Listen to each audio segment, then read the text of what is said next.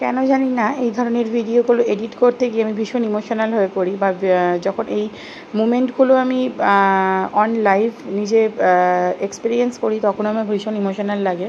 কারণ কদিন আগে জাস্ট আমার মেয়ে কথা ঠিক মতন বলতে পারতো না, মানে আমি ভাবতাম যে আমার মেয়ে কথা বলতে এত দেরি হচ্ছে, বিভিন্ন রকম স্পিচ থেরাপি খোঁজ খবর নিচ্ছিলাম যে বোধহয় আমাকে নিয়ে যেতে হবে কোনো স্পিচ থেরাপিস্টের কাছে।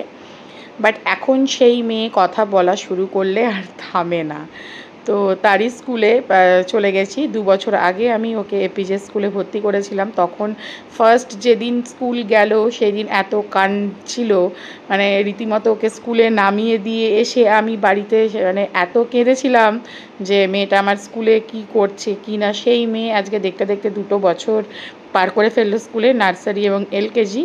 তো আজকে ছিল গ্র্যাজুয়েশন ডে, নেক্সট ক্লাসে ইউকেজিতে উঠবে।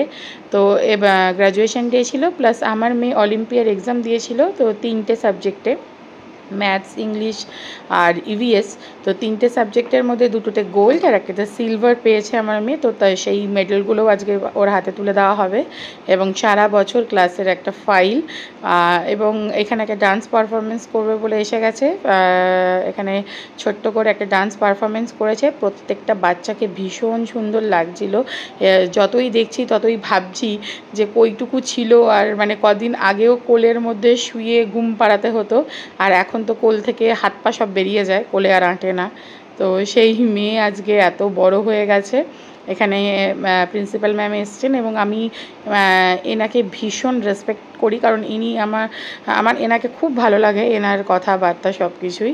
তো এখানে আমার মেয়ের সেই মুমেন্টটা, যেখানে ওকে ফাইলটার এর ভেতরে সব অলিম্পিয়াডের মেডেল এবং সার্টিফিকেটসগুলো দেওয়া হলো, তার কিছু ছবি আমি তোমাদের সাথে অ্যাটাচ করছি। ভিডিওটা ভালো লাগলে অবশ্যই কিন্তু আমাকে কমেন্ট করে জানাবে।